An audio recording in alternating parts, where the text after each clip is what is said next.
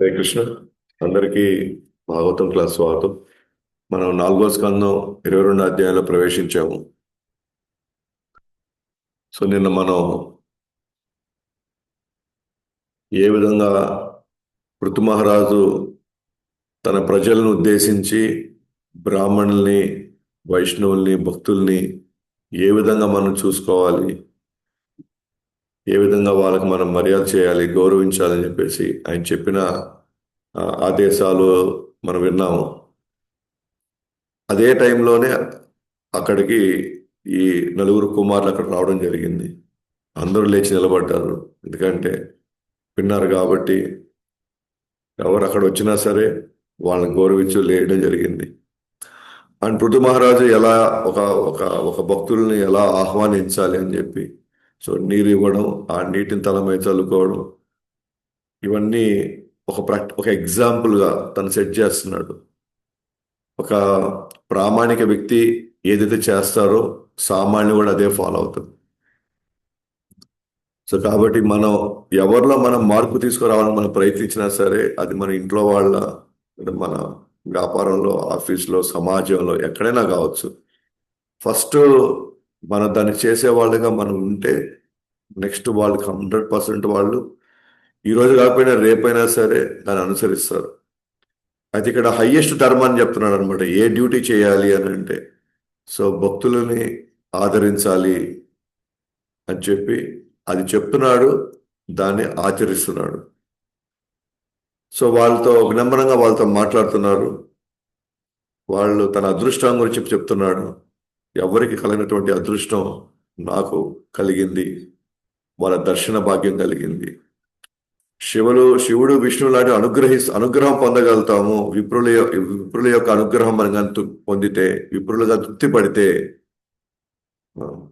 ప్రపంచంలో ఏదైనా మనం పొందొచ్చు వాళ్ళ అనుగ్రహం కానీ మనకుంటే. మనం ఏది కోరుకుంటే, ఏది ఆశిస్తే అని చెప్తూ, సాధారణంగా భగవంతుడు వీళ్ళ రూపాల్లోనే అన్ని సమస్త లోకాల్ని ఆయన పరిభ్రమిస్తూ ఉంటాడు. అందరూ వీళ్ళని సరిగ్గా గాంచలేరు. వీళ్ళు కళ్ళ ముందు ఉంటారు, కానీ మనకి వాళ్ళ గొప్పతనం తెలియకపోవడం వల్ల మనం పెద్దగా వాళ్ళని ఆదరించే పరిస్థితులు మనకు ఉండవు అన్నమాట.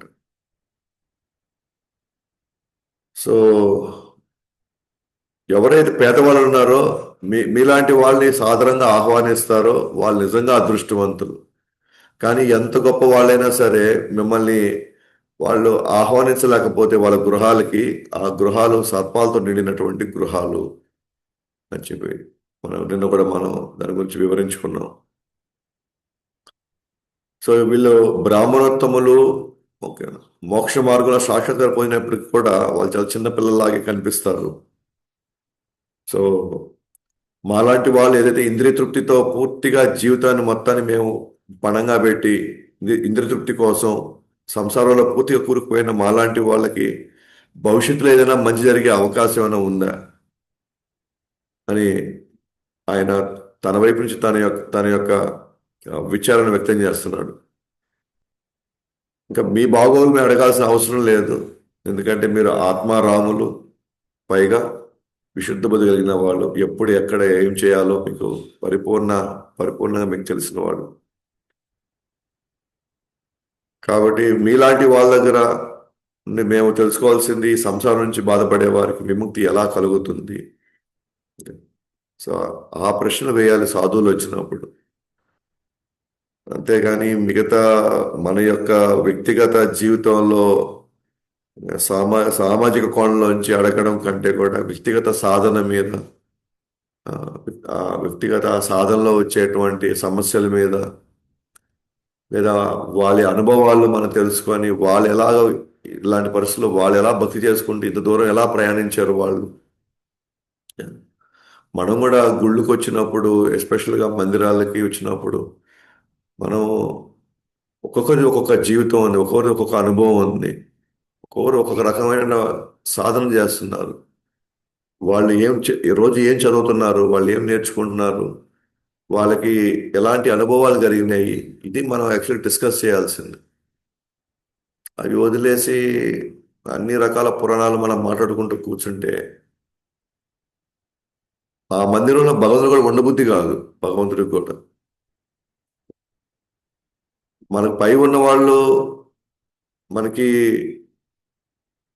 వాళ్ళు ఆ, నిత్యం భగవంతుడి సేవలో ఎలా ఉండగలుగుతున్నారు, ఎలా ఆలోచనలతో ఉంటున్నారు, అదే మనకి ప్రేరణ. అలాగే ఉన్న భక్తుల్లో ఎవరు సిన్సియర్గా ఉన్నారో వాళ్ళ యొక్క ఆశ్రయం తీసుకోవడం, సో వాళ్ళ దగ్గర నుంచి మనం నేర్చుకోవడం, వాళ్ళ అనుభవాలు వాళ్ళ పంచుకోమని చెప్పి మనం వాళ్ళని అడగడం, ఇవి మనం చేయాలన్నమాట. ఇవి చేస్తేనే ఎంతో కొంత మన కృష్ణ భక్తిలో కనీసం ఊగిసలాడితేనే ఉండగలుగుతాం. సో రావడంతోనే వాళ్ళు వీళ్ళు ఇది అది అని చెప్పి ఇది అనుకోండి, ఎవరైతే దాన్ని మెయింటైన్ చేస్తారో వాళ్ళు భక్తిలో కొనసాగుతారు. మనము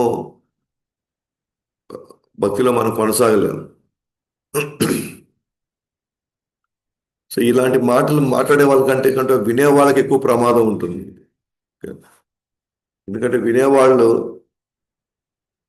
ఆ చైతన్యంలోనే పడిపోతారు. ఆ చైతన్యానికి మనం పడిపోతాం. ఒకవేళ మనం భగవన్నామం బాగా చేస్తున్నాం, సేవను శ్రద్ధగా చేసుకుంటున్నాం, అన్ని బాగానే జరుగుతుంది. కానీ ఇలాంటి మాటలు వినడం వల్ల, ఇలాంటి మాటలు వినేదానికి మనకి అవకాశం ఇవ్వడం వల్ల వినే వాళ్ళకి ఎక్కువ దెబ్బ పడుతుంది అనమాట, మాట్లాడే వాళ్ళకంటే.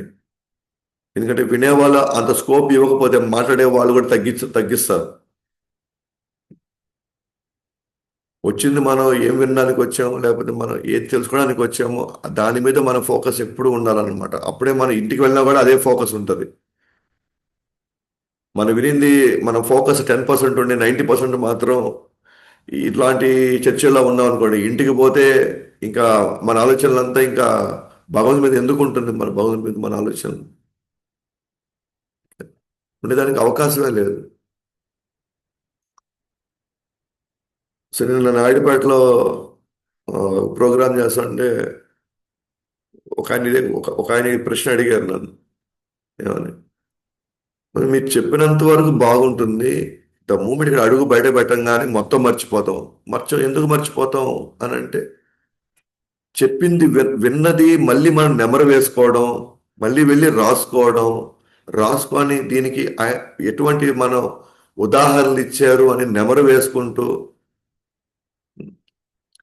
మనం ఎక్కడున్నాము, ఈ చెప్పినటువంటి స్టాండర్డ్స్ ప్రకారం మనం ఉండాలంటే ఇంకేం మనం పెంచుకోవాలి, ఇంకేమేమి మనం గుణాలు మనం ఇంకొన్ని పెంపొందించుకోవాలి, వీటి మీద మన మనసు ఉంటే 100% మనం వెళ్ళిపోయిన తర్వాత కూడా మనం ఇంట్లో కూడా మన కృష్ణ చైతన్యంలోనే ఉంటాం అన్నమాట.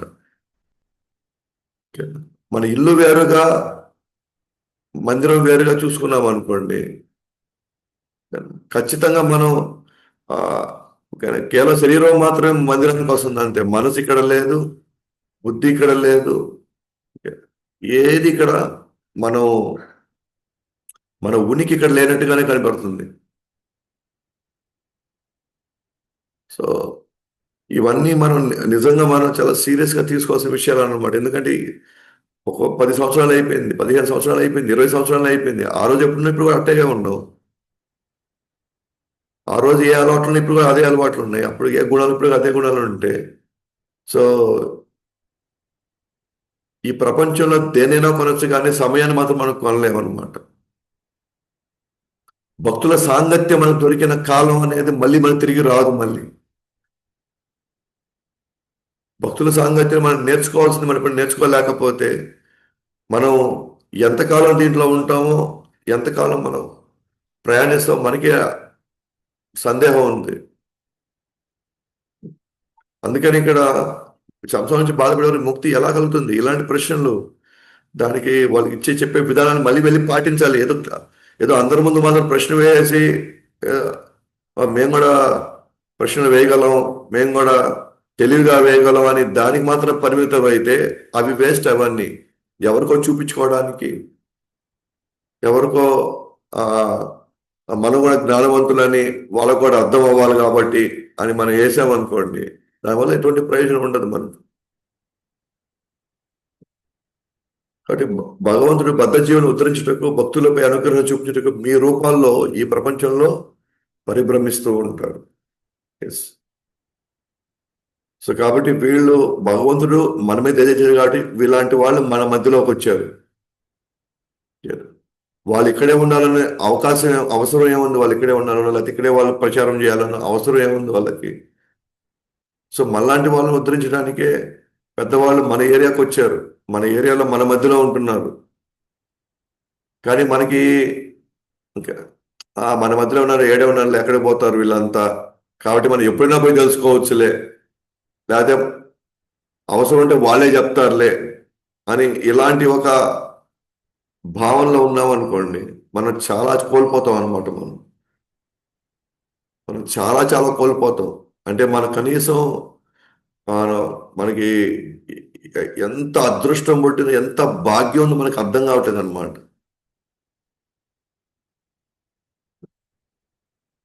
సో అందుకే పృథు మహారాజు లాంటి వాళ్ళు అంత విలాసంలో ఉండి, అంత అధికారం, అంత హోదా, పేరు ప్రఖ్యాతులు ఉండి కూడా దేని వల్ల ఇదంతా వస్తుందంటే అది భక్తుల యొక్క సాంగత్యంలో, మహానుభావుల యొక్క సాంగత్యంలో వస్తుందని వాళ్ళని పూర్తిగా టాప్ మోస్ట్ ప్రయారిటీ మన జీవితంలో ఎవరికి ఇవ్వాలి అని అంటే, ఎవరైతే మన ఆధ్యాత్మికంగా మన చేత అడుగులు వేయిస్తున్నారో వాళ్ళ మాటకి మనకి అత్యంత విలువనివ్వాలి మనం.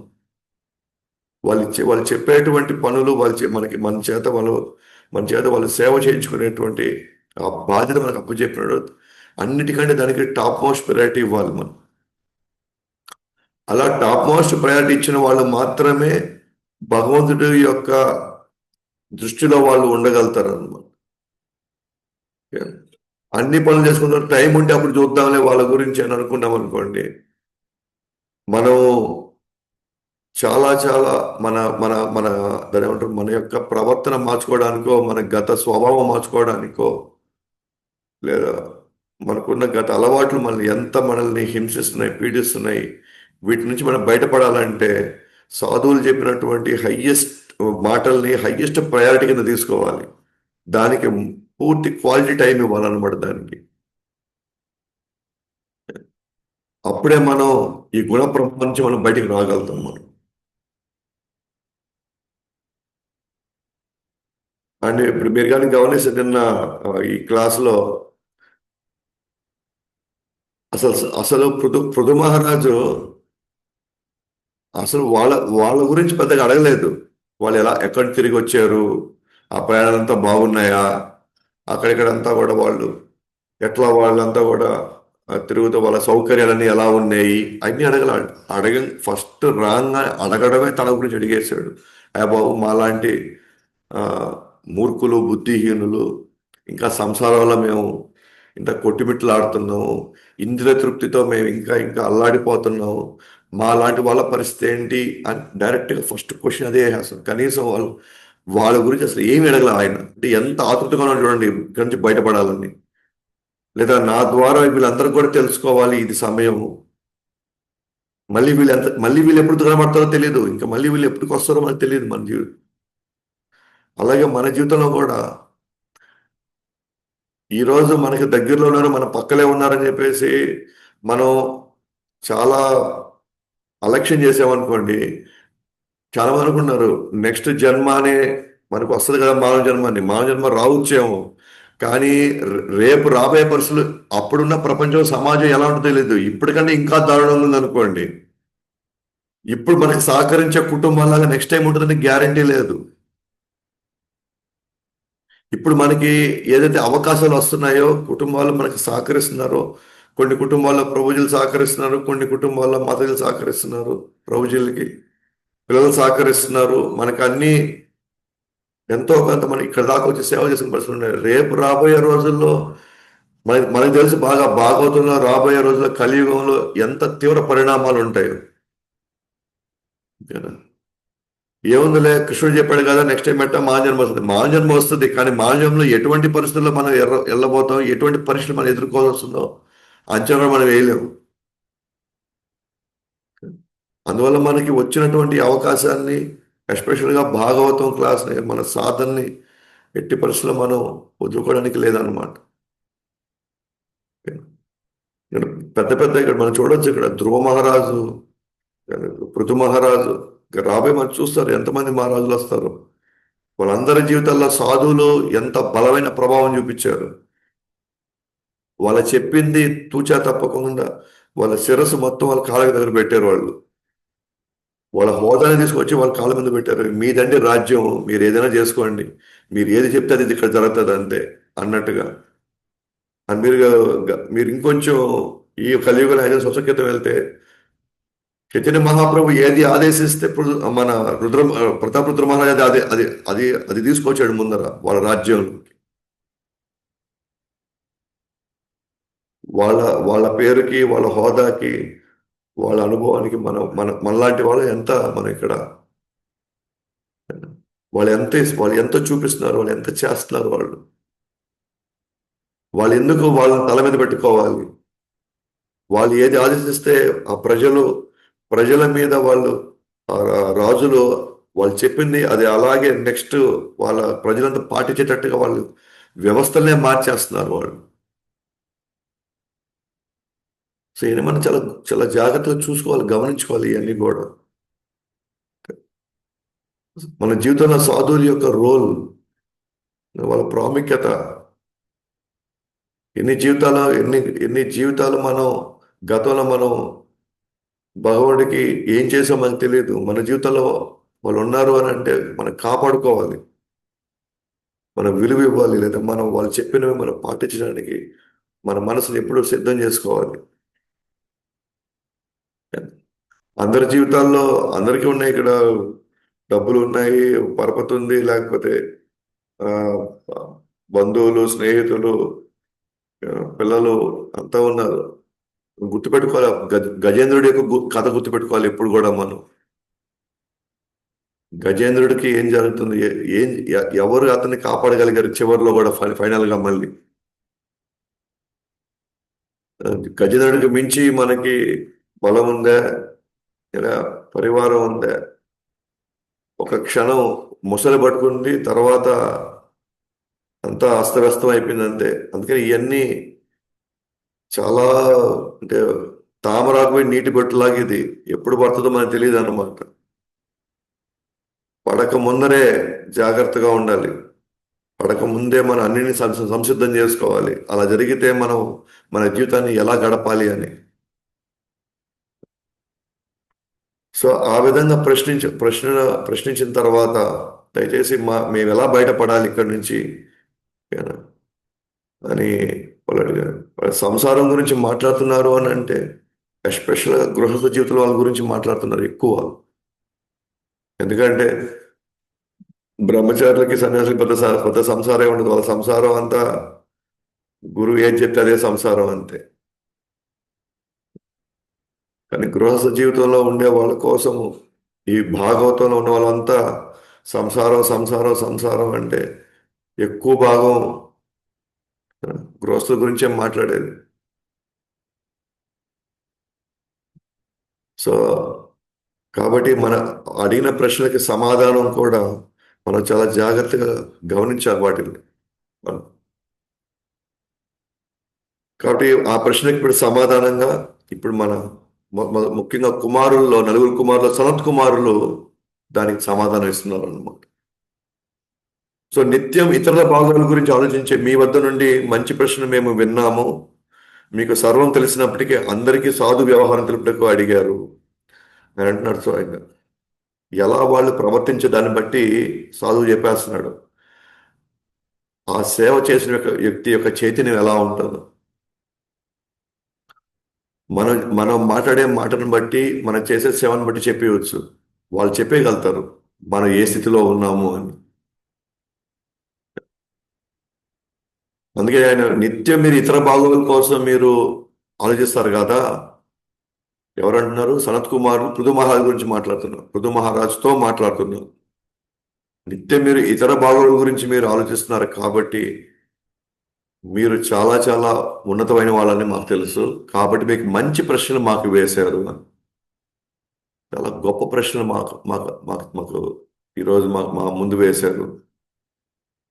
దీన్ని బట్టి నాకు తెలుసు మీకు ఈ స్థితిలో మీరు ఉన్నారంటే ఖచ్చితంగా మీకు మీకు దాని సమాధానం కూడా మీకు బాగా తెలుసు. సమస్య నుంచి మీరు ఎలా బయటపడాలో కూడా మీకు బాగా తెలుసు. కానీ ఇతరుల కోసం మీరు ఈ ప్రశ్నలు వేస్తున్నారు. సో దట్ మాలాంటి వాళ్ళ చేత అది ఇంకొంచెం ఆ మాటలు వస్తే వాళ్ళు దాన్ని సీరియస్గా తీసుకుంటారని. కాబట్టి సో సనత్ కుమార్ కూడా తెలుసు పృథు మహారాజ్ యొక్క స్థాయి, ఆయన స్థానం ఏమాత్రం ఆయన సాధారణ ఒక క్షత్రియుడు లాగా కాదు. అతను ఒక బ్రహ్మర్షి. సో సాధు వ్యవహారం, సాధువులు వస్తే ఎలా మర్యాద చేయాలి, సాధువు వస్తే ఎలా ఏమేమి మాట్లాడాలి, ఏ ప్రశ్నలు అడగాలి, వాళ్ళ దగ్గర మనం ఎంత వినమ్రంగా ఉండాలి అని మీరు మీ ప్రజలకు చూపించుటకు మీరు ఈ యొక్క ప్రశ్నలు వేయడం, ఈ విధంగా ఆహ్వానించడం, ఇవన్నీ కూడా వాళ్ళకి తెలుపుటకు మీరు చేస్తారు. లేకపోతే మీకు ఇవన్నీ ఈ సమాధానాలు పరిష్కారాలన్నీ మీ దగ్గర పూర్తిగా ఉన్నాయని మాకు తెలుసు అని సంత్ కుమార్ అంటున్నాడు. భక్తుల సాంగత్యం ఇలాంటి ప్రశ్న సమాధాన చర్చకు వచ్చినప్పుడు సారాంశం తెలుస్తుంది. వక్తకు మరియు శ్రవణం చేసే వారికి ఆనందం విస్తరిస్తుంది. భక్తుల సాంగత్యంలో ఎలాంటి ప్రశ్నలు రావాలి, ఈ ప్రశ్నలు మనం ఇలాంటి సమాధానాలు ఎప్పుడు చర్చకి ఎప్పుడు వస్తూ ఉంటేనే దాంట్లో ఉన్న సారాంశం వస్తుంది. అందుకే ఎవరైతే సేవలకు వస్తారో, సేవల్ని నిజంగా బాధ్యతగా తీసుకున్నారో, సామాన్య విషయం కాదు ఈ సేవలు తీసుకోవడం కూడా. సేవలు తీసుకున్న వాళ్ళు కూడా వాళ్ళ కుటుంబాలకు ఎన్నో ఎన్నో అవి ఇవి వాళ్ళకి చెప్పి వాళ్ళకి అన్ని చేసి పెట్టి వాళ్ళకి అన్ని సమకూర్చి, ప్రభుజీలు కావచ్చు, మాతాజీలు కావచ్చు, ఎవరైనా సరే వస్తున్నారంటే అది వాళ్ళ వాళ్ళ త్యాగానికి ఏమాత్రం మనం తక్కువ చేయలేము వాళ్ళని. కానీ వచ్చి మనం ఇంకా ఎక్కువ లాభపడాలి. మనం ఇంకా మరి ఇంకా వాటిల్లో ఇంకా ఆ, ఇంకా ఇంకొక స్థాయికి వెళ్ళాలి మనం. మనం ఆ, మనం కూడా వాళ్ళ గురించి వీళ్ళ గురించి ఇది అది అన్నాం అనుకోండి, రేపు మనల్ని అనుసరించే వాళ్ళు కూడా రేపు వాళ్ళు మన గురించి మాట్లాడతారు. అప్పుడు ఈరోజు మనం వేరే వాళ్ళ గురించి మాట్లాడుతున్నాము, రేపు వాళ్ళు మన గురించి మాట్లాడతారు. ఇవాళ వేరే వాళ్ళ గురించి వచ్చినప్పుడు మనకి ఎంత తీదనం వస్తుందో, రేపు వాళ్ళు మన గురించి మాట్లాడినప్పుడు మనం రేపు అంత కష్టపడాలి రేపు మళ్ళీ మనం.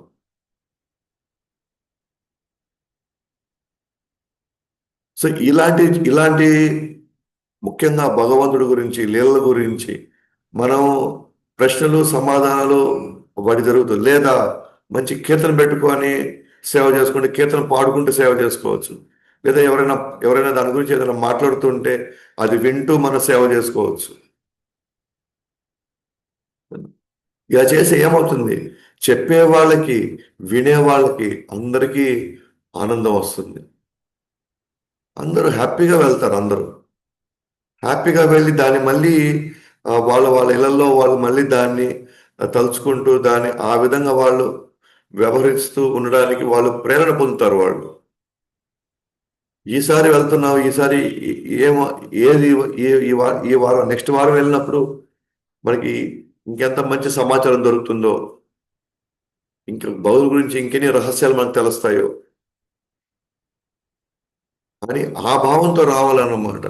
ఈసారి కూడా మనం పనికి వెళ్తున్నావా, మనం ఈసారి కూడా పనికి వెళ్ళాలి. ఈసారి ఆ పని మేము పనికి వెళ్తున్నాం అనే భావన ఎందుకు వస్తుంది అని అంటే, అక్కడ కృష్ణుడి గురించి చర్చ లేదు కాబట్టి పని అనే భావన వస్తుంది. కొన్ని రోజులకి మన పేరు రానప్పుడు, మన గురించి మనకి మనకి సరిగ్గా మన గురించి గుర్తించినప్పుడు ఇంకా ఆ సేవను మనం ఆపేస్తాం అన్నమాట. ఆ భక్తి నుంచి మనం మరి దూరం అయిపోతుంటాం. మరి భగవంతుడి పాదములు కీర్తించే ఆసక్తి మీకు ఇదివరకే ఉన్నది. ఇలాంటి గుణం దుర్లభమైనది, తీయుటకు ఆ, అతి కష్టమైన ఖనిజ అద్దకం, హృదయంలో కామ కోరికలు నిర్మూలిస్తుంది. ఇప్పుడు సనత్ కుమారుడు పృథు మహారాజు గురించి మాట్లాడుతున్నాడు, పృథు మహారాజు గురించి కీర్తిస్తున్నాడు అనమాట. మీకు భగవంతుడి పాదముల గురించి కీర్తించే ఆసక్తి ఇదివరకే మీకు ఉంది. అంటే మీరు మొదటి నుంచి భగవంతుడన్నా భక్తులన్నా వాళ్ళ యొక్క సేవ అన్నా, భగవంతుడి పాదాలంటే సేవ అని అర్థం. మీరు నిరంతరం కీర్తించేటువంటి గుణం మీకు ఆల్రెడీ ఉంది. అలాంటి గుణం రావడం అనేది చాలా దుర్లభమైనది. ఆ సేవ దొరకడం దుర్లభం. ఆ సేవని చెయ్యాలి అనే లోపల ఆసక్తి ఉండడం ఇంకా దుర్లభమైంది. ఆ ఆసక్తి తర్వాత నేను పోయి చేయాల్సిందే, నాకు వచ్చిన ఈ భాగ్యం ఇంకా నేను వదులుకోకూడదు అని కృతనిశ్చయంతో ఉండడం ఇంకా దుర్లభమైంది. ఎందుకంటే అలాంటి ఒక కోరిక ఉందనుకోండి, అలాంటి సేవని బాధ్యతగా తీసుకున్నారనుకోండి, వాళ్ళంట వాళ్ళ హృదయంలో ఉన్న కామ కోరికలు చాలా కష్టం అనమాట అది తీయడం. ఆ కామ కోరికలు అంటే ఏంటి? నేను అనుభవించాలి, నాకు అవి కావాలి ఈ కావాలని. మళ్ళీ కామ కోరిక అంటే మళ్ళీ అదేదో భార్యాభర్తలు లేదా స్త్రీ పురుషుల మధ్య అది కాదనమాట. లోపల నేనే ఉండాలి, నాకే కావాలి, నేనే నేనే మొత్తం నేనే అనుభవించాలి, అనుభవించడానికి నేను ఎప్పుడు నేనే ముందు ఉండాలి. అది హృదయంలో నాటుకునే కదా, అది ఈజీ కాదనమాట పోవడం అయ్యండి. ఎలా ఎలా దేంతో పోతుంది? ఖనిజ అద్దకం అన్నాడు. ఖనిజ అంటే మినరల్ డై. డై అంటారు కదా. డై అంటే మన రంగులు, పర్మనెంట్ గా వేసే రంగులు. ఒకసారి లోపల మనం బట్ట పెట్టాము అనుకోండి, బట్టలు పెడితే రంగు అంటుకుంటే అది పోదు కదా.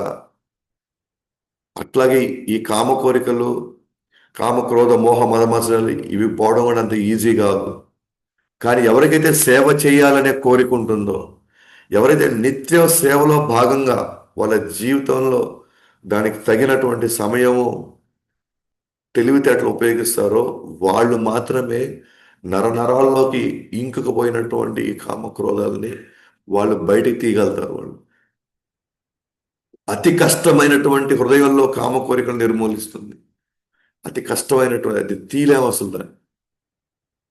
ఇక్కడ కర్మయోగం, జ్ఞానయోగం, అష్టాంగ యోగంలో అసలు తీసే ప్రసక్తే లేదు. భక్తి యోగంలో మాత్రమే తీయగలుగుతాం. ఎందుకంటే భక్తి యోగంలో మనకి డైరెక్ట్గా భగవంతుడిని సేవ చేసేటువంటిది మహత్తర భాగ్యం ఎన్ని వందల వేల కోట్ల మందిలో ఎన్ని పదుల మంది దొరుకుతుందో మనం చెప్పలేము. మనం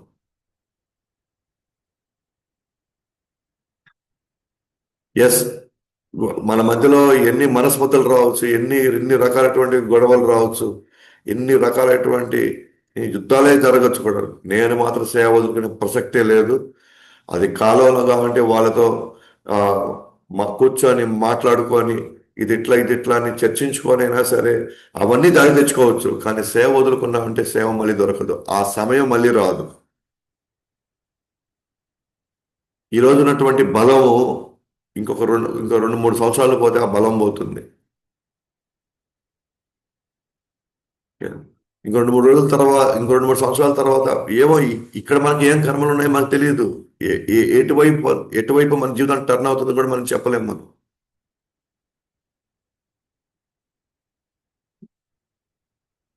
అనాది కాలం నుంచి పేరుకోబోయినటువంటి ఈ హృదయంలో పేరుకున్నటువంటి కామక్రోధాలు మన జీవితాలు ఎన్ని రకాలుగా సర్వనాశనం చేస్తుందో ఒకసారి మనం రియలైజ్ చేస్తే చాలు.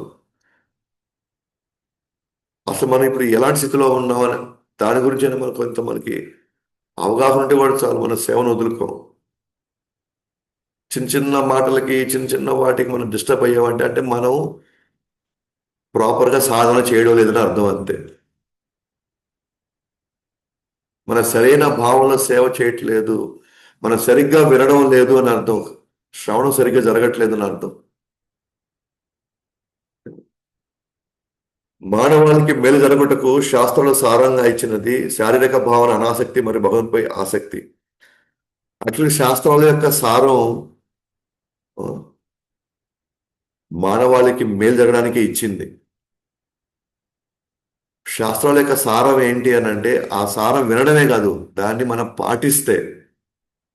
ఇక్కడ పాటించి ఇంటికి వెళ్ళిపోతే కుదరదు, పాటించడం సారీ విని ఇంటికి వెళ్ళిపోతే కుదరదు. నెక్స్ట్ ఏంటి? దాన్ని ఇంప్లిమెంట్ చేయాలి మన జీవితాల్లో. ఇంప్లిమెంట్ చేసే రెండు జరుగుతాయంట. ఒకటి శారీరక భావనపై అనాసక్తి, దీని మీద ఇంకా మమకారం తగ్గుతుంది. రెండు, భగవంతుడిపై ఆసక్తి కలుగుతుంది, ఇంకా ఇంకా భగవంతుడికి చెయ్యాలని ఉంటుంది. దీని నుంచి అనాసక్తి. ఇప్పటి వరకు నేను నా శరీరానికి కావలసినటువంటి వసతులు, నా శరీరం రక్షించుకోవడానికి కావాల్సిన ఇళ్ళు, నా శరీరాన్ని ఆ, నా శరీరానికి సేవ చేసుకోవడానికి నాకు ఒక భర్త, ఒక భార్య, ఒక పిల్లలు, అంతా శరీరానికి సంబంధించినవి అవన్నీ. శరీరానికి మాత్రమే పరిమితమైనటువంటి ఇవన్నీ కూడా. దీని మీద ఆసక్తి పోతేనే అన్నిటి మీద ఆసక్తి తగ్గుతుంది. వీటి మీద మనం ఎంత ఆసక్తి పెంచుకుంటామో వాళ్ళందరి మనం బంకమట్టిలాగా పెట్టుకున్నట్టే మనం. అది తుడిచినా కూడా పోదు. ఇది పోతేనే భగవంతుని మీద ఆసక్తి కలుగుతుంది. ఇక్కడ ఎంత తగ్గుతుంటుందో దాన్ని బట్టి ఆసక్తి పెరుగుతుంటుంది. లేదా భగవంతుపై ఎంత ఆసక్తి పెరుగుతూ ఉంటుందో అప్పుడే శరీరం మీద ఆసక్తి తగ్గుతూ ఉంటుంది. కాబట్టి మనం దీని మీద తగ్గాలి అంటే మనం భగవంతుడిపై ఆసక్తి పెంచుకోవాలి. భక్తుల సంగతిలోకి రావాలి, వినాలి, వినింది ఆచరించాలి. ఆచరించిన దాని తర్వాత వచ్చేటువంటి అనుభవాల్ని మనం నిర్ధారణ చేసుకోవాలి. అది తర్వాత 10 మందికి పంచాలి. తర్వాత దొమ్మగా ఉండకూడదు, మళ్ళీ 10 మందికి పంచాలి. మళ్ళీ అప్పుడే నిరంతరంగా కృష్ణుడు మన భావంలో ఆయన కొలువై ఉంటాడు. భక్తియుత సేవను అభ్యసించడం, విచారించడం, అన్వయించడం, యోగేశ్వరుడిని పూజించడం, మహిమలను వినడం, జపించడం, పరమాత్మనుతో సంబంధం పెంచుకోవడం ద్వారా పవిత్రీకరించబడతాము. చూడండి ఎన్ని రకాలుగా మనం మన యొక్క జీవితంలో మనం నిమగ్నం అవ్వాలో. ఎటువంటి కార్యాలు మనం నిమగ్నం అయితే మనం పూర్తి స్థాయిలో పవిత్రీకరించబడతామో మన శరత్ కుమారుడు పృథు మహారాజు ద్వారా మనకు చెప్తున్నాడు అన్నమాట. సేవను అభ్యసించాలంట, విచారించాలంట, మన జీవితంలో అన్వయించాలంట, పూజించాలంట, మహిమలను వినాలంట, జపించాలంట, పరమాత్ముడితో నిత్యం సంబంధం పెంచుకుంటూ వెళ్ళాలంట. అంటే ఇన్ని జరుగుతూ ఉంటేనే మనం భగవంతుని గుర్తుపెట్టుకోవడానికి అవకాశం ఉంటుంది మరణ సమయంలో. మనం విన్నంత వరకు వినేసి తర్వాత అవన్నీ జరిగేటివి కాదులే అవన్నీ అంటే మనం కేవలం కాలక్షేపం మాత్రం చేస్తున్నాం అనమాట. ఇది బాగా మనం కోర్స్ అది కూడా మంచిదే, కాలక్షేపం. కానీ మనకి రిజల్ట్ కావాలి కదా. ఎందుకంటే మన ఆయుష్ పర్మనెంట్ కాదు కదా. ఇక్కడ రిజల్ట్ కావాలి అంటే చదువుకుంటూ పోతే కదా. చదువుకి తర్వాత పరీక్ష ఉంటుంది, పరీక్ష రాయాల్సి వస్తుంది. ఇవన్నీ చేసిన పరీక్ష బాగా రాయగలుగుతాం, మరణం అనే పరీక్ష రాయగలుగుతాం. ఊరికే నేను 16 మాలు చేసేసాను, తర్వాత ఇంకా ముచ్చట్లు, లేకపోతే మళ్ళీ ఇంకా మన యథావిధంగా మన వ్యాపారాలు ఎలా విధంగా వాటిల్లో వీటిలో పేరుకు నేను 16 మాలు చేశానండి ఈరోజు. నా ఆలోచనలో కూడా నేను భగవంతుడిని ఎప్పుడు పెట్టుకోవాలి. నేను ఎలా అయితే మన వేరే వేరే పనులు ఉన్నా కూడా, అరే ఇంట్లో వాళ్ళు తిన్నారా లేదా, ఇంట్లో వాళ్ళు ఎలా ఈ సమయంలో వాళ్ళు ఎటువంటి ఇబ్బందులు పడుతున్నారో, వాళ్ళకి టైంకి నేను ఇది అందించాలా అవి అందించాలా అని ఎలా అయితే మనం ఎక్కడున్నా సరే వాళ్ళని మన ఆలోచనలో ఒక భాగం అయిపోయినామో, అలాగే భగవంతుడి యొక్క సేవ అది కూడా మన ఆలోచనలో ఒక భాగం అవ్వాలి. ఇన్ని చేస్తూ ఉంటే భాగం అవుతాయి అవి అని ఇలా ఆల్రెడీ ఆచరించే వాళ్ళకి అది భాగం అయిపోయింది వాళ్ళ జీవితంలో. అందుకే వాళ్ళు రోజు వస్తారన్నమాట సేవకి. సేవ కోసం పరిగెత్తుకుంటూ వస్తారు, వెతుక్కుంటూ వస్తారు వాళ్ళు. వాళ్ళకి ఎన్ని రకాల బాధ్యతలు ఉన్నా సరే వాళ్ళు టాప్ మోస్ట్ ప్రయారిటీ దీనికి ఇచ్చి ఆ తర్వాత మిగతా సంగతి చూస్తారు. ఎస్, వాళ్ళకి చాలా ఇబ్బందులు ఉన్నాయి, కానీ ఎంతకాలం ఆ ఇబ్బందులు ఉండకపోతే మహా అంటే శరీరం ఉన్నంత వరకు ఇబ్బందులు ఉన్నాయి. తర్వాత ఇంక నుంచి బయటపడిన తర్వాత ఇంక తిరిగి భగవాన్ యొక్క ధామానికి వెళ్ళిపోవడమే. ఇంకా ఇంద్రియ తృప్తి మరియు డబ్బు సంపాదించడంపై మాత్రమే ఆసక్తి ఉన్న వ్యక్తులతో సాంగత్యం చేయకుండా ఆధ్యాత్మిక జీవితంలో పురోగతి సాధించాలి. మనం బయటికి వెళ్ళినప్పుడు లేదా మన భక్తుల సాంగత్యం నుంచి మనం ఆ, వేరే వాతావరణంలోకి వెళ్ళినప్పుడు మనం చేయాల్సింది ఏంటి అంటే ఎవరైతే కృష్ణ భక్తిలో ఆసక్తి ఉన్నారో వాళ్ళతో సమయం గడిపి సాంగత్యంలో లేనటువంటి వాళ్ళు లేదా అటువంటి భావన లేని వాళ్ళతో తక్కువ మాట్లాడేసి మనం మన సాధన కృష్ణుడు చేయాల్సిన ఇంట్లో మనం చేయాల్సిన సేవలు నైవేద్యం పెట్టుకోవడం ఇంట్లో క్లీన్గా పెట్టుకోవడం వీలైతే ఇంట్లో భవ్యత బాగా అందరికీ మన మన పని మనం చేసుకోవడం ఉంటే అప్పుడు హ్యాపీగా జీ పురోగతి చెందుతాం అనమాట ఆధ్యాత్మిక జీవితంలో. ఇక్కడే ఉదయం భాగవతం వింటామా, ఇంక మనం బయటికి వెళ్ళినప్పుడు మిగతా వాళ్ళందరితో వాళ్ళు ఏం చేస్తున్నారు, వాళ్ళు ఏం సంపాదిస్తున్నారు, వాళ్ళు ఏమేమి కొన్నారు వాళ్ళంతా అంటే అప్పుడు మనకి దీని మీద ఆసక్తి ఎందుకు ఉంటుంది మనకి? అంటే మనం ఫస్ట్ నమ్ముతున్నామా లేదా? ఫస్ట్ ఆఫ్ ఆల్ మనం భగవంతుడు నా కర్మ మార్చగలుగుతాడు, భక్తుల సాంగత్యంలో నా యొక్క కర్మలు మారతాయని నిజంగా మనం నమ్ముతున్నామా అసలు? మన నమ్మకంలోనే ఎక్కడో తేడా ఉందా? మనం నమ్మడంలో తగిన విధంగా మనం ఆ, సరైన విధానంలో అసలు మనం వింటున్నామా అసలు నమ్మడానికి?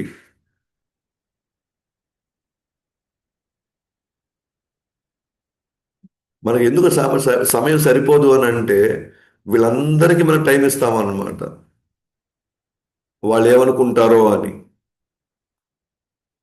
కానీ భగవంతుడు ఏమనుకుంటాడో, రేపు మనకి ఇచ్చినటువంటి ఈ సర్వీస్లో గురువు ఏమనుకుంటాడో మనకి కొద్దిగైనా మనకి ఆలోచన ఉందనుకోండి, మనం ఈ పాటికి చాలా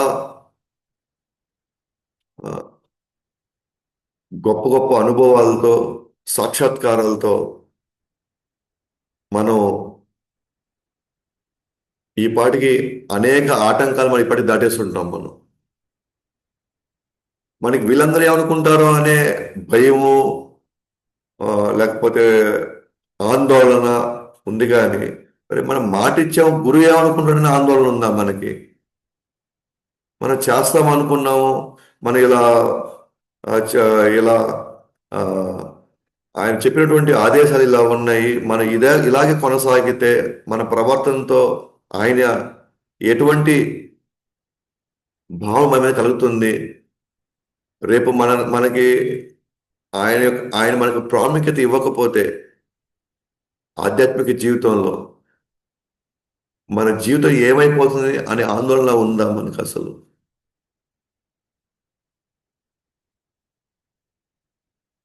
సో మనం వాళ్ళని మెప్పించడానికో లేకపోతే వాళ్ళని తృప్తిపరచడానికో వాళ్ళ వాళ్ళ యొక్క మనల్ని పొందడానికో మన జీవితాలని 90% అటు పోతుందంటే 10%లో మనం ఏం ఎదుగుతాం మనం అసలు భక్తిలో ఇంకా?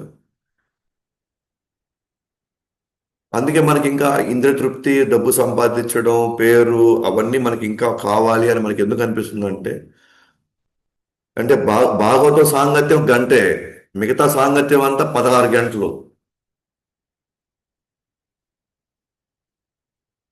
16 గంటల సాంగత్యం ఎక్కడ, ఒక గంట సాంగత్యం ఈ ఒక గంట సాంగత్యం ఈ డోస్ ఏం పనికి వస్తుంది మనకి ఆ సాంగత్యంలో? అందుకే మనకి ఇక్కడ కూడా ఎదగాలనిపించట్లేదు మనకి. ఉందలే అబ్బా, ఇంకో జన్మ ఉందలే, అప్పుడు చూసుకుందాం దాని సంగతి. ఇప్పుడు మనకు తెలుసు ఎలాగో మనం పోలేమని, కాబట్టి టైం పాస్ చేస్తాం. అలా ఎందుకు అనుకోవాలి మనం? వాళ్ళు అనుకుంటే అనుకున్నారు, నేను మాత్రం ఎందుకు ఆ యొక్క ఆ భావన నేను ఎందుకు జీవించాలి?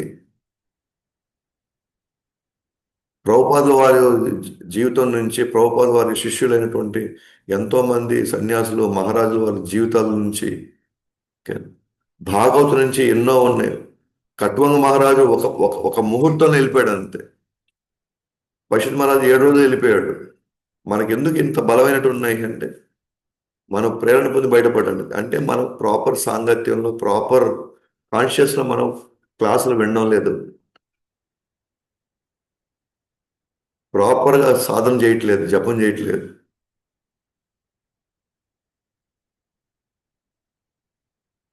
సో అలాంటి వ్యక్తుల సాంగత్యంలో చేయకుండా ఆధ్యాత్మిక జీవితంలో పురోగతి సాధించాలి. అలాంటి వ్యక్తులతో సాంగత్యం చేసే వారికి కూడా చేసే వారిని కూడా మనం నివారించాలి. ఇంద్రియ భోగ అభిరుచి పట్ల అసహించుకోవడం ద్వారా ఒకరు ఉన్నత స్థితికి చేరుకోవచ్చు. ఇంద్రియ తృప్తినే అసహ్యం రావాలి. వాటి వల్ల వచ్చేటువంటి ఏదైతే తృప్తి ఉందో, దానివల్ల వచ్చేది ఏదైతే ఆనందం ఉందో, ఇది తాత్కాలికం కదా, దీనికోసం నేను ఎందుకు నా ఒక జీవితం అంతా నేను ఎందుకు దీనికోసం నేను పణంగా పెట్టాలి?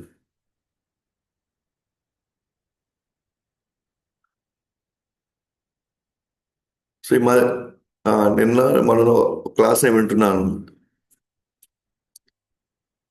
సపోజ్ మనం ఇంద్రియ తృప్తి అంటే సపోజ్ ఒక నాలుక తీసుకుందాం. జస్ట్ ఈ నాలుకతో మనం సాటిస్ఫై అవ్వబోయేది, ఈ నాలుగు సాటిస్ఫై అయిపోయేది మనం తినేటప్పుడు మేబీ ఒక అరగంట, 15 నిమిషాలు, అరగంట ఒక గట్టిగా ఆస్వాదించమని తింటున్నాం అనుకోండి, గంట సేపు తింటాం. అది తినేది మీరు సపోజ్ మాంసం అనుకుందాం, లేదా సారాయి తాగుతున్నాం అనుకుందాం.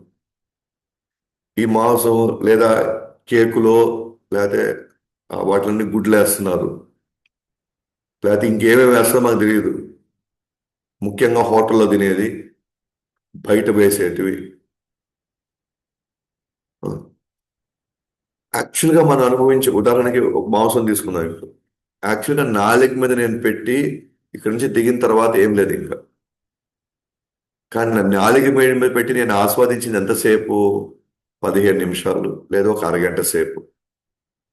నేను అరగంట సేపు నా టెంప్టేషన్ని నేను తట్టుకోకపోవడం వల్ల నేను ఒక జీవితం అంతా నేను మళ్ళీ కోడి జన్మెత్తాలి. ఒక జన్మంతా నేను కోడిలాగా అంటే ఆఫ్టర్ ఆల్ ఒక 15 నిమిషాల యొక్క ఆ యొక్క రుచాస్వాదన కోసం నేను ఒక ఒక ఒక జన్మ నేను పణంగా పెడుతున్నాను అనమాట. మళ్ళీ నేను ఇక్కడ రావడానికి ఒక జన్మని నేను పణంగా పెడుతున్నాను. ఒక జీవిత కాలం నేను అనుభవించబోతున్నాను కేవలం 15 నిమిషాల సుఖం కోసం. 15 నిమిషాల సుఖం కోసం ఒక జీవితాన్ని నేను దారవైపోతున్నాను. ఇంకొకటి దగ్గర చంపబడ్డానికి, మళ్ళీ మళ్ళీ ఇంకొకటి చేతిలో నేను నరకబడ్డానికి. నేను 15 నిమిషాలు వచ్చే రుచికి భగవంతుడు అన్నాడు. అందుకే వాచో వేగం, మనసా క్రోధ వేగం, జిహ్వా వేగం. జిహ్వా వేగం, ఆ జిహ్వా వేగంలో మనం మనం పొందే సంతోషం, మన పొందే తృప్తి చాలా చిన్నది, చాలా తక్కువ సమయం అన్నమాట.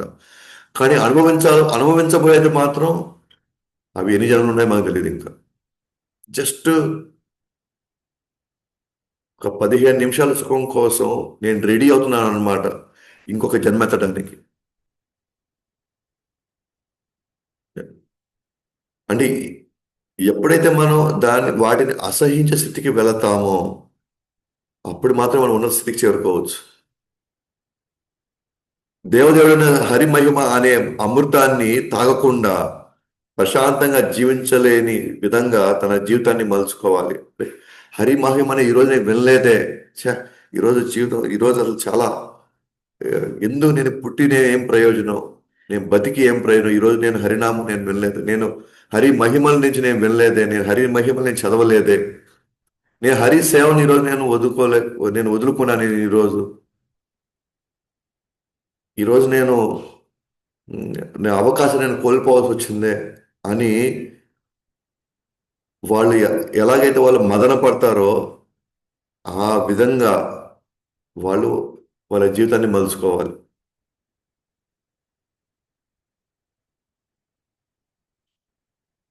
నేను ప్రశాంతంగా జీవించలేనే నేను అమృతాన్ని తాగకపోతే. నేను అక్కడ వెళ్ళకపోతే నాకు పిచ్చెక్కిపోతుంది. నాకు కనీసం వెళ్ళి ఒక్కసారి నేను దర్శించుకోవాలి. నేను వెళ్ళి అక్కడ వాళ్ళతో కొద్దిగా ఏదైనా ఉంటే నేను ఏదైనా సందేహాలు ఉంటే తీర్చుకోవాలి అని. సో సనత్ కుమారుడు ప్రజల సమక్షంలో మాట్లాడుతాడు ఇవన్నీ కూడా. ఏ విధంగా చేసి మనం పవిత్రీకరించబడతాము, ఏ విధంగా చేసి ఇక్కడి నుంచి మనం శాశ్వతంగా బయటపడతాము. సో వాటి గురించి ఇక్కడ వివరిస్తా ఉన్నారు. అక్కడ వాళ్ళకి వివరిస్తున్నారు, వాళ్ళకి చెప్తున్నారు వాళ్ళందరికీ.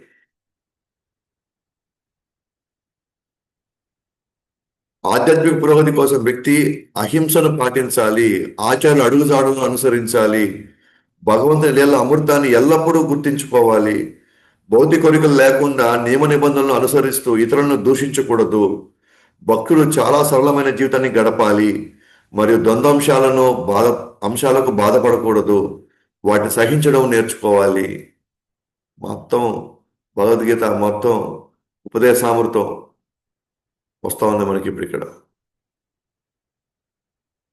ఏది మాట్లాడినా మళ్ళీ మళ్ళీ అవే మాట్లాడతాం. మనం పాటించి మనం దాంట్లో ఆ అనుభవంలో మనం పొందే రిజల్ట్ వచ్చేదాకా మళ్ళీ మళ్ళీ అదే చేస్తూనే ఉండాలి, అదే చెప్తూనే ఉండాలి, అదే పాటిస్తూనే ఉండాలి మనం.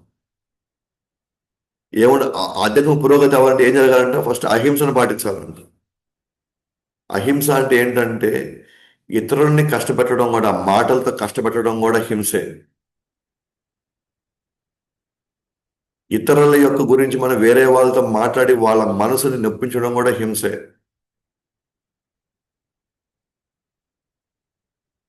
ఆచార్యులకు అడుగుజాడలు నడవాలి. ఆచార్య అడుగుజాడలు ఏంటి? ఉదయం మంగళహారతి, నామ జపం, భాగవతం, భగవద్గీత, ఇతరులకి ప్రచారం చేయడం ఆచార్యులకు అడుగుజాడలు.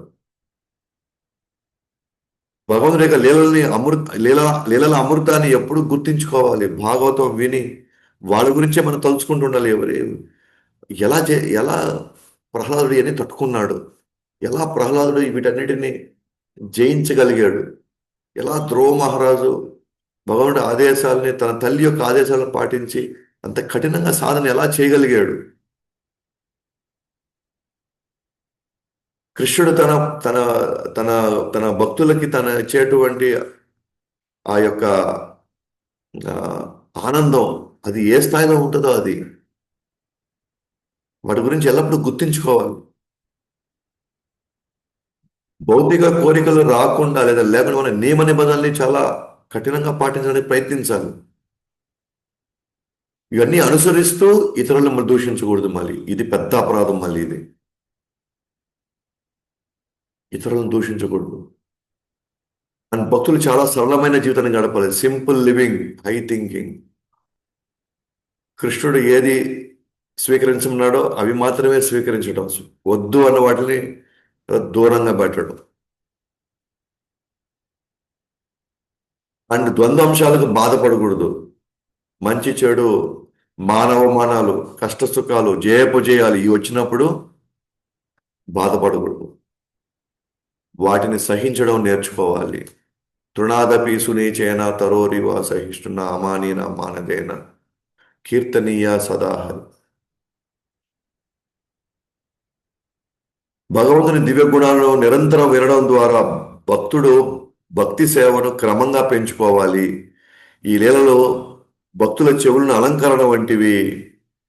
భక్తి సేవ చేయడం ద్వారా మరియు భౌతికంపై అనాసక్తి, భగవంతుపై ఆసక్తి పెంచుకోవడం ద్వారా సులభంగా స్థిరపడవచ్చు. అంటే నిష్ఠ, స్టడీ ప్రోగ్రెస్. ఒకరోజు ఎక్కువ చేయడం, ఇంకో రోజు పట్టించుకోకుండా వదిలేయడం, ఇంకో రోజు మళ్ళీ 2 నెలలు అసలు కనిపించకుండా పోవడం, మళ్ళీ రావడం, ఎక్కడా స్థిరత్వం లేదు. అంటే మనసు భయంకరంగా ఆడేసుకుంటుంది వాళ్ళని. వాళ్ళ గుణాలు వాళ్ళని ఫుట్బాల్ ఆడుతుంది అనమాట. వాళ్ళు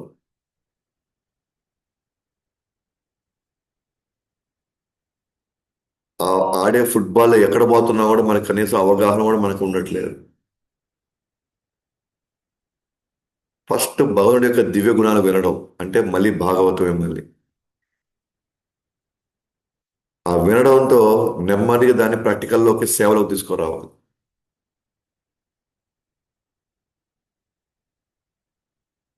ఆ లీలలు భిన్నంగా మన చెవులకు అలంకారం, చెవులకి అసలైనటువంటి సార్థకత ఏంటంటే భగవంతుని లీలలు వినడం పరిపూర్ణం అవుతుంది.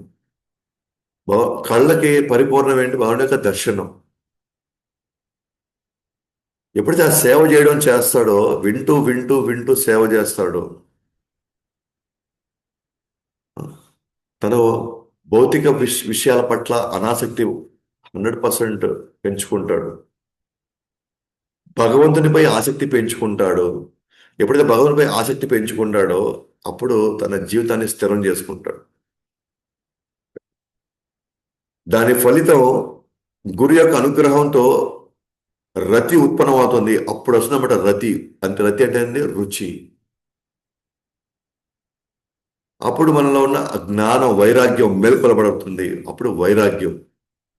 ఇవన్నీ తుచ్చమైనవి, ఇవన్నీ కూడా భౌతికమైనవన్నీ కూడా ఇవన్నీ అసహ్యించుకుంటారు అనమాట. అప్పుడు ఏదైతే ఇప్పుడు మనం ఆస్వాదిస్తున్నామో భౌతిక విషయాల్ని, అప్పుడు రుచి ఉండదు అనమాట. మనం అసహ్యించుకుంటాను. వద్దు, ఆ మాట నా దగ్గర మాట్లాడదు, వాళ్ళ గురించి వీళ్ళ గురించి నా దగ్గర అసలు ఆ ప్రస్తావన నా దగ్గర ఎత్తుకోరావు. రాజకీయాలు వాళ్ళు అసలు అసహ్యం వేస్తుంది అనమాట వాటి గురించి. ఎందుకంటే సూక్ష్మ శరీరం నశిస్తుంది. అంటే మనసులో ఉన్నవన్నీ గత అలవాట్లు, గత ఆ, సంస్కారాలు, వాసనలు అన్నీ నశించిపోయినాయి. ఎలాగైతే కట్టి నుండి వచ్చిన అగ్ని కట్టినే దహిస్తుందో, ఓకేనా? మనలో వచ్చినటువంటి ఆ జ్ఞానము, మనలో వచ్చినటువంటి ఆ వైరాగ్యము భగవుడి యొక్క అనుగ్రహం వల్ల, గురు యొక్క అనుగ్రహం వల్ల ఏదైతే ఇది వచ్చిందో, ఈ రతి దేనివల్ల వచ్చింది? మనం నిరంతరం సేవలో ఉండడం వల్ల, నిరంతరం శ్రవణం చేయడం వల్ల, నిరంతరం సాధన చేయడం వల్ల అది సూక్ష్మ శరీరాన్ని నశింపజేస్తుంది. సూక్ష్మ శరీరంలో ఏమున్నాయి? మనసు, బుద్ధి, అహంకారం మొత్తం నాశనం చేసి పడేస్తుంది. ఎలాగైతే లోపల ఉన్న అగ్ని కట్టిన కాల్స్తుందో, లోపల వచ్చిన ఆ రతే లోపల సూక్ష్మ శరీరాన్ని కూడా కాల్చి పడేస్తుంది. ఇంకా సూక్ష్మ శరీరం నశించడం ద్వారా ఒకరు బాహ్య ఇంద్రియార్థాలు, అంతర్గత కల్లోలాలు ఇంకా చూడరు వాళ్ళు. లోపల భయాలు, లోపల లోపల ఉన్నటువంటి ఆందోళనలు ఇంకా ఇవి ఉండవు. బాహ్య ఆకర్షణలు, బాహ్య ఇంద్రియార్థాలు, వస్తువులు ఇంకా మనం ఆకర్షించవన్నమాట. ఇంకా పరమాత్మ యొక్క దర్శనాలకి ఇంకా ఆటంకాలు ఉండవు. పరమాత్ముడిని నిరంతరం దర్శనంలో, నిరంతరం ఆయన ఆయన యొక్క లీలలు తలుచుకుంటూ జీవితం అత్యంత ఆనందంలో ముందుకెళ్తుంది అనమాట. ఎలాగైతే మేల్కొంటే కళ్ళని తొలగిపోతాయో, అలా భగవాన్ సేవకు వచ్చినప్పుడు, భగవంతుడి పరమాత్మను దర్శనం చేసుకున్నప్పుడు లోపలున్న మన భౌతిక కళలన్నీ పూర్తిగా నాశనం అయిపోతాయండి. ఇక భౌతిక కళలు ఏమి ఉండవు. లేదా భౌతిక కళ నుంచి మనం మేలుకున్నట్టు, ఇంకా భౌతిక కళ మేలుకుంటే నిజంలోకి వచ్చినట్టు అసలైన ఆత్మ సాక్షాత్కారం మనం పొంది ఉంటాం అనమాట అప్పుడు. కాబట్టి సూక్ష్మ శరీరం ఉన్నవారు వారికి భోక్తగా, వస్తువులను భోగించేవిగా సుఖ దుఃఖాలను అనుభవిస్తారు, మరియు శరీరాలను వేరు వేరు చూస్తారు. సూక్ష్మ శరీరం నశించిపోతే వాళ్ళు నిరంతరం పరమాత్ముడి యొక్క సాంగత్యంలో నిత్యానందంలో ఉంటారు. కానీ సూక్ష్మ శరీరం ఉందనుకోండి మనలో, అది నశించకపోతే నేనే కదా అనుభవించేవాడిని, ఆ వస్తువులన్నీ నా కోసమే కదా ఉండేది అంటే, మన సూక్ష్మ శరీరం ఉందనుకోండి, మనుషులు కూడా మన వస్తువుగానే చూస్తాము.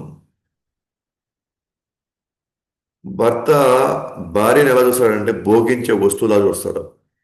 ఎందుకంటే సూక్ష్మ శరీరంలో అనుభవించాలనే భావం ఉంది కానీ. అలాగే భార్య భర్తని ఎలా చూడొచ్చు అని అంటే, నాకు డబ్బులు ఇచ్చే మెషిన్ ఇతనే కదా అని చూడొచ్చు. అలా వస్తువులు భోగించేవిగా కనపడతాయి. అప్పుడు వాళ్ళు ఏం చేస్తారు? సుఖ దుఃఖాలు అనుభవిస్తారు. ఎందుకంటే భోగాలు వచ్చినప్పుడు సుఖంగా ఉంటుంది, అది ఆ వస్తువు రాకపోతే దుఃఖం వస్తుంది. వాళ్ళే శరీరాలు వేరుగా చూస్తారు. వీడు మనోడు, వీడు కానివాడు, వీడు వీడు ఉన్నవాడు, వీడు నా కులము, వీడు నా దేశము, వీడు నా ప్రాంతం, ఇలా ఎవరు చూస్తారు అంటే సూక్ష్మ శరీరంలో ఇంకా కామక్రోధాలు ఉన్నాయన్నమాట. కామక్రోధాలు ఉన్నాయి. దానికి మెయిన్ ఎగ్జాంపుల్ ఏంటి అని అంటే, మనం పోయి ఎవరికి టెస్ట్ చేసుకోబడలే. మనం వీళ్ళు మన వాళ్ళ కాని వాళ్ళని, మన వాళ్ళకి మనం ఎక్కువ చేస్తా, కాని వాళ్ళకి తక్కువ చేస్తాం అనుకోండి, మనం అర్థం చేసుకోవాలా, మన హృదయంలో ఇంకా కామక్రోధ మోహ మన్మత్సరం ఉన్నాయి. అదే టెస్ట్ మనకి.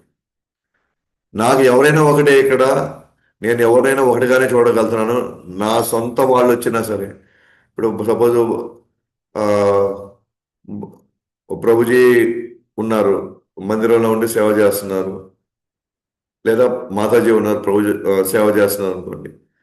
వాళ్ళు వస్తే కొంచెం ఎక్కువ ప్రసాదం పెట్టడం, వాళ్ళు వస్తే త్వరగా ప్రసాదం పెట్టడం, లేకపోతే వాళ్ళని ప్రత్యేకంగా వాళ్ళని గమనించుకొని వాళ్ళకి రావడం. అంటే ఇవన్నీ ఏంటి అని అంటే, నాలో ఇంకా సూక్ష్మ శరీరం ఉంది, వాటి ప్రభావం చాలా బలంగా ఉంది, కాబట్టి నేను నా వేరే అనే వ్యతిరేకాన్ని చూడగలుగుతున్నాను.